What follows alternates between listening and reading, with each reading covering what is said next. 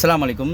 தமிழகத்தின் முன்னாள் முதல்வர் திரு மு.க. ஸ்டாலின் நாங்கள் தோல்வி விட்டுறதுக்கு என்ன காரணம்? பல கட்சிகளோட ஒரு கூட்டணி வச்சு பல்லாயிரம் கோடி ரூபாய் செலவு செஞ்சு மகளிர் உரிமை தொகைன்ற பேரில் ஓட்டுக்கு 5000 ரூபா அக்கௌண்ட்டில் போட்டு திராவிட மாடல் அரசுக்கு செலவு செஞ்சு இதெல்லாம் செஞ்சு கடைசியில் நாங்கள் மண்ணை கவ்வியதற்கு என்ன காரணம்?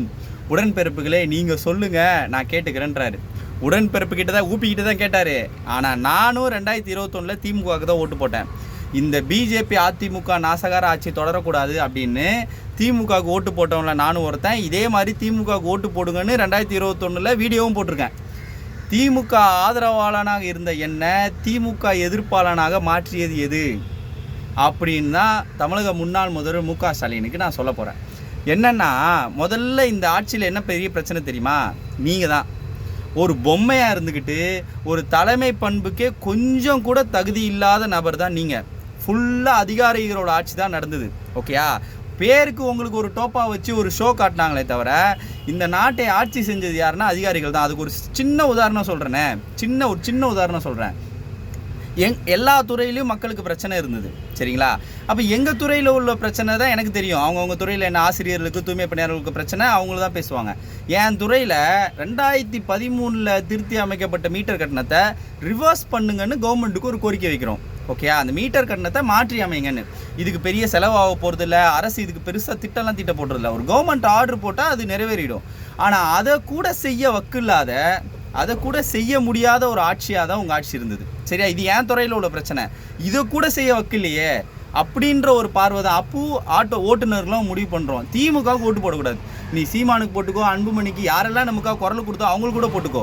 திமுகவுக்கு மட்டும் ஓட்டு போடக்கூடாதுன்னு ஒரு முடிவு எடுக்கிறோம். ஓகே, இது மாதிரி ஒரு ஆட்சி நிர்வாகத்திறனே இல்லாத ஒரு சின்ன பிரச்சனை நாய் கடிச்சு அவ்வளோ மக்கள் சாவுறாங்க.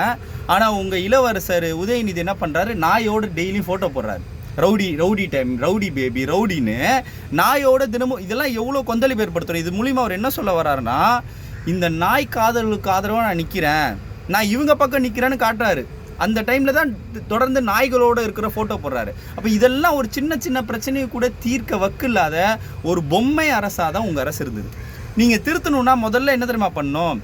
திரு ஸ்டாலின் அவர்கள் இந்த தலைமை இதிலிருந்து வெளியில் போகணும். ஓகேயா? வாழடி வாழியா கருணாநிதிக்கு அப்புறம் ஸ்டாலினுக்கு அப்புறம் உதயநிதி ஸ்டாலின்றது பழைய ஜென்ரேஷன் அது ஏற்றுக்கிட்டாங்க. புதுசாக வர ஜென்ரேஷன் திமுகவை நிராகரிக்கிறதுக்கு முதல் காரணமாகவே இதாக இருக்குது. அப்பா கருணாநிதி இருந்தார், அப்புறம் ஸ்டாலின், அப்புறம் அவரோட பையன், இப்போ இன்பநிதியா அப்படின்னு திமுகவை வெறுக்கிறதுக்கு முதன்மை காரணமாக இருக்கிறது என்னென்னா இந்த என்ன சொல்கிறது, நெப்போட்டிசம் சொல்லுவாங்கள்ல. கருணாநிதி, அப்புறம் ஸ்டாலின், உதயநிதி, இன்பநிதின்னு இப்படி போகிறது இந்த ஜென்ரேஷனுக்கு பிடிக்கல.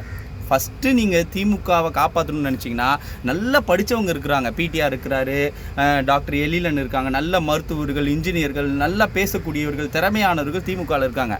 அவங்கக்கிட்ட கட்சியோட பொறுப்புகளை ஒப்படைச்சிட்டு நீங்கள் அமைதியாக ஒதுங்கிக்கிறது தான் நீங்கள் திமுகவுக்கு செய்கிற ஒரு சிறப்பான வேலை, சரிங்களா?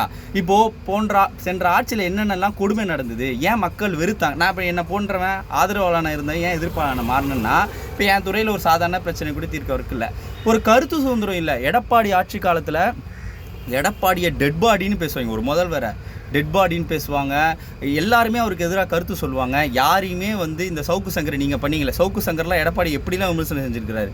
எடப்பாடி இப்படி தான் போட்டு ஜெயிலில் போட்டு அவங்க வீட்டில் மலம் ஊற்றி இப்படியெல்லாம் அராஜகம் பண்ணாங்களா? அப்போ நீங்கள் ஜனநாயகம் பேசுகிறீங்க, முற்போக்கு பேசுகிறீங்க, நீங்கள் என்ன பண்ணுறீங்க? நீங்கள் வந்தோடனே கருத்து சுதந்திரத்தை அடக்குறீங்க.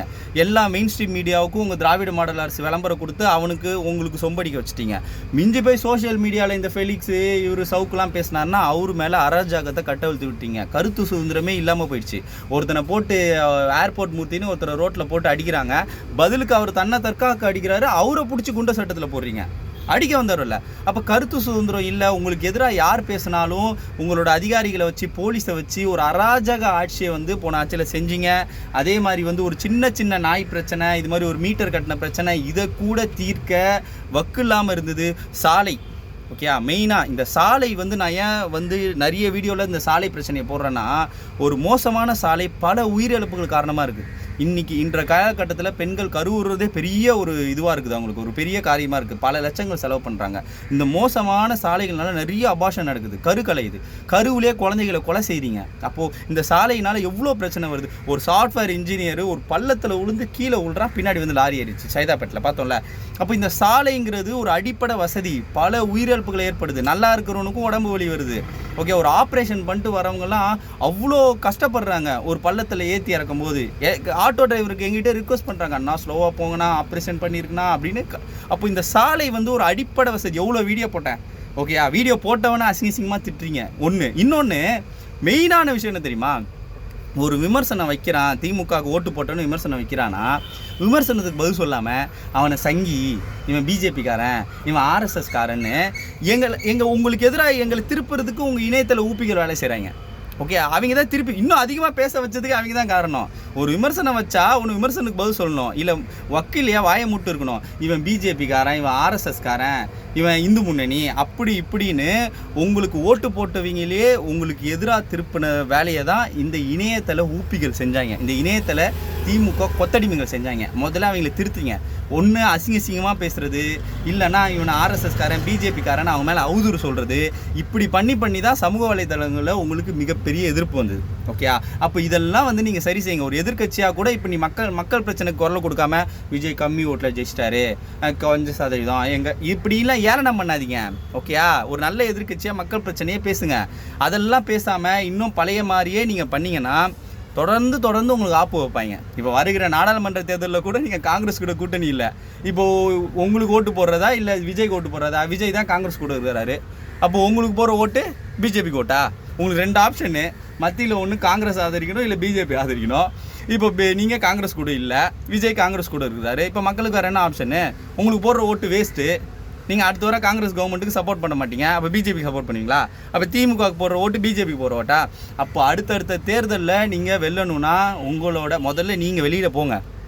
மு.க. ஸ்டாலின் அவர்கள் தலைமை ஒரு ஒரு பார்ட்டி மனு கொடுக்க வராங்க, அவங்கள அப்படி பிடிச்சி லெஃப்ட் கையில் இப்படி தள்ளி விட்றீங்க. இதெல்லாம் பார்த்தா இவ்வளோ அருவருப்பாக இருக்குது. ஓகே, அவங்களால முடியலையா, வயசாகிடுச்சா, வீட்டில் உட்காந்துருங்க. ஒரு டோப்பாவை போட்டு வந்து எதுக்கு வந்து ஷோ காட்டிக்கணும்? ஒரு வீடியோ பேசுகிறீங்க, உங்களுக்கு ஒழுங்காக பேச தரல, அத்தனை டேக்கு போகுது, ஏன் கஷ்டப்படுறீங்க? நல்ல பேச்சாளர்கள், நல்ல சிறந்த நிர்வாகத்திறன் உள்ளவர்கள் உங்களுக்கு கட்சியில் இருக்கிறாங்க, அவங்களுக்கு வழியை விடுங்க. இந்த திமுக இப்படி நாசமாக தோற்றதுக்கு போன முதல் காரணம் உங்கள் குடும்பம் தான், நீங்கள் போனாலே திமுக கட்சி உருப்பிட்டுரும்.